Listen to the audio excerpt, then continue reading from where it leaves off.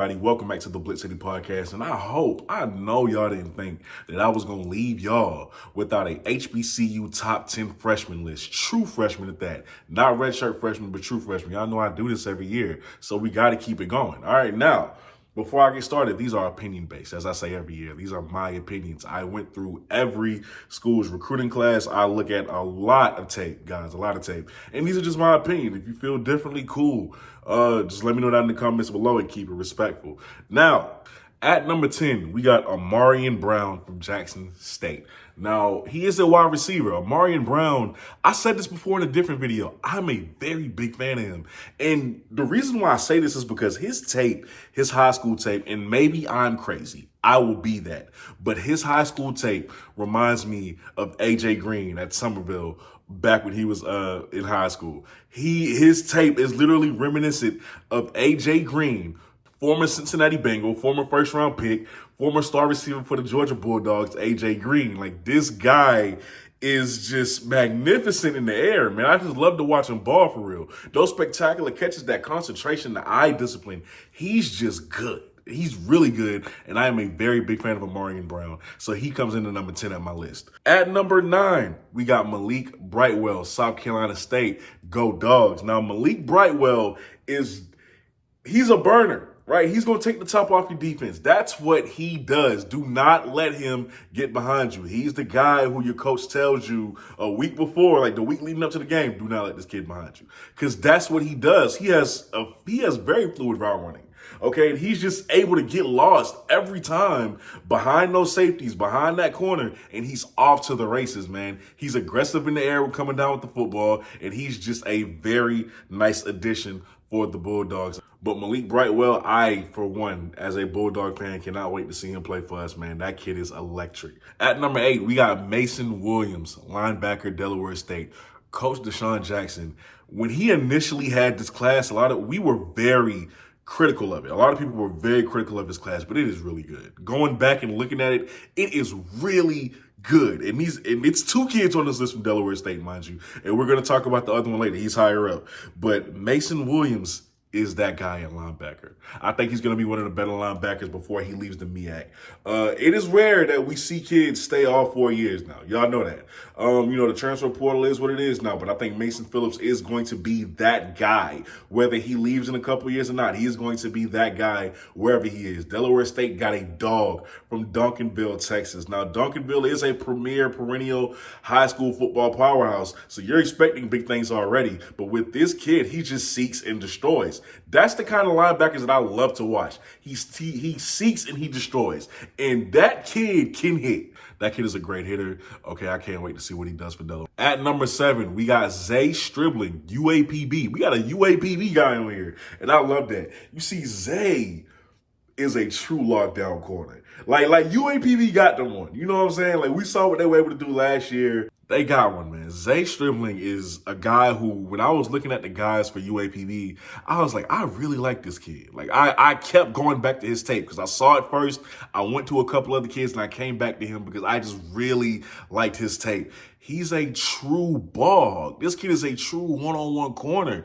It's like he finds a way to position himself to be able to be in play for those interceptions. He's always in the right place at the right time. This guy just knows where he needs to be, and maybe that's because of the film. That's just him being coachable, and that's just him just being a great athlete. Like, I think he's going to be one of the better corners in the SWAC. Okay, now, he's one of those guys that you may gonna have to keep an eye on, because if he reaches his potential and it starts to happen a little bit earlier than you expect, that's transfer portal watch right there. Like, you got to look out for that, because this kid is going to be good for UAPB. I promise you that. They really got him one. I'm not saying we'll see him or any of these kids in their freshman year. I'm just saying I expect them to be good at some point in their careers. To me, these are the top 10 kids in this class. All right. Next up, we got Kaden Jones, DB for Southern. Now, check me when I say this. Listen to me good. Kaden Jones, much like Zay, Kaden Jones is someone I would not want to throw to. I'm going to be honest with you. Now, I test him in his freshman year. He's a freshman, right? Until he proves to me otherwise. But when he develops, because I'm pretty confident in him, and I'm confident in all these guys, but I'm pretty confident in Kaden. When he develops into what I know he can be, you do not want to throw to that boy aside. Like that, he is the type of corner that can lock down one side of the field.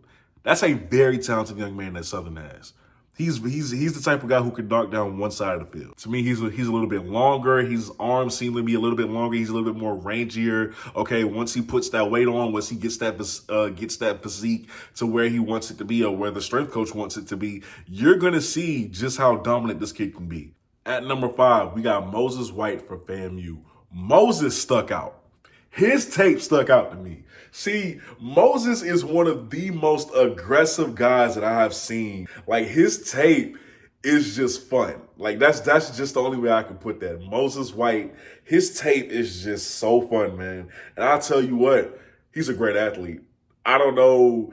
A lot of kids are starting to take the Travis Hunter route this upcoming football season, offense and defense. Where do you put Moses? I'm not, like, if you, me personally, I'd put him on offense. I wouldn't be mad if FAMU said, hey, we're gonna put him on defense and let him just focus on that. But I actually encourage FAMU to actually maybe try him both ways. Maybe try him both ways, see what he can do. I'm not saying you got to start him both ways. Give him some packages on one side, let him focus primarily on the other. But Moses is a guy. Like, I'm excited about him. I'm not a FAMU fan. I'm excited about Moses White. I'm very excited about him. Now, this next guy we got to talk about. At number 4, we got Ramier Smith, Norfolk State. All right, he is a wide receiver. Ramier is a dog. Like, listen, Ramier is star. Like, that is star talent written all over it. That is he gives me one of the premier players in the HBCU vibes. Like, that's going to be him. That's going to be his story. Now, again, when these kids blow up, you always got to worry about transfer portal now. That's just the day and age that we're in. But, man, does Norfolk got them a guy. I mean, I love the way that he plays. I love his attitude. Like, I mean, there's not a 50-50 ball that you have a chance with this guy. He's well-sized already. He looks like he could be a college starter already. Let's say that, right? But when that ball is in the air, it is his. It is his. Spectacular catches, he makes it. Eye discipline, he has it. Route running, he has it. Strong hands, he has it. Catch radius, big. Like, this Ramier, and I know the way I'm talking about him, you're like, well, dang, why isn't he number 1? For good reason. There are good kids on this list, right? All of these guys are really good, but Ramier is actually one of my favorites. Like, if I had to pick who I would bet the money on, like, he's up there. He's up there. And I actually hope that I do get to see a little bit of him in his freshman year. Who knows? Who knows when we'll see it? But I am keeping a very close eye on Ramier because, man, great talent. Shout out to Norfolk for that. Next up, we go back to South Carolina State with Terry Lowry. Now, he's an athlete. I'm going to say that. He's an athlete. He's a wide receiver, but he's an athlete for South Carolina State. Now, Terry, I went back and forth with him and Ramier as far as, like, seeding goes. I went back and forth because I like both of these kids a lot.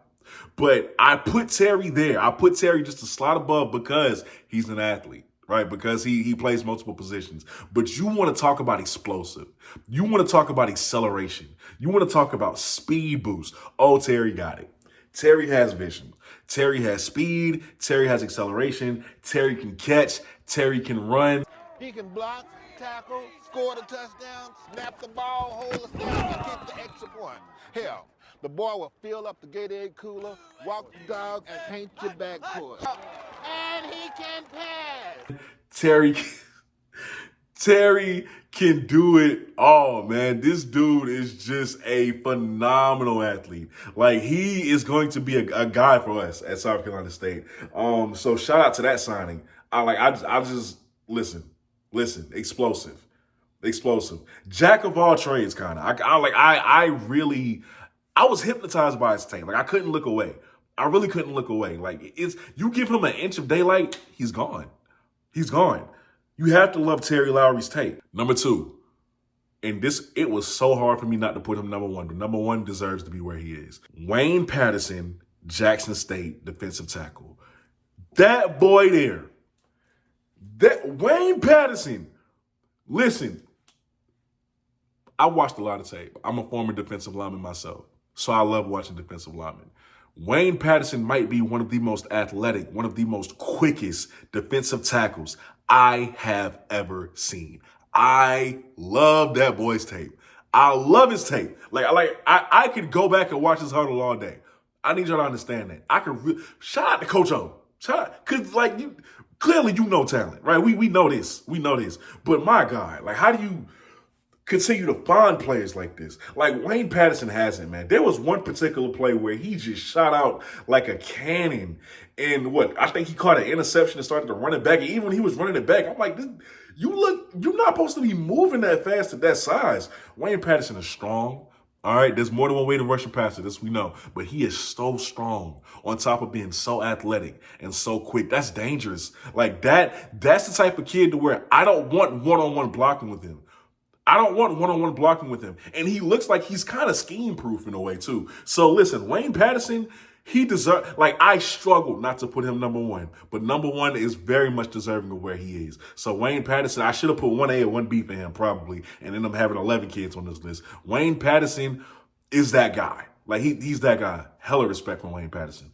And at the number one spot, like I said, it was going to be Wayne. But Delaware State got another one. And he just got to be at number one.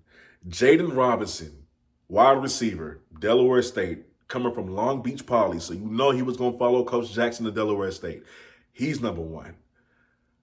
We've seen a lot of fast players. We've seen a lot of fast receivers come through the SWAC, come through the MEAC too, come through HBCU in general. But, man, I have not seen one like him. I mean, literally, you blink, and he's 10 yards down the field. He runs past, he will run past you with ease. With ease. I mean, that speed and that acceleration combo that he has, electric. And a lot of guys on this list has it too. They have their speed, they have their acceleration, but it ain't like Jaden. It ain't like Jaden. That guy's a playmaker. I feel about him the way I felt about Markel Quick at North Carolina Central. Right back when Markel first committed there. I was very high on him. And we saw what he turned out to be. A very good player. Now he's looking to go FBS.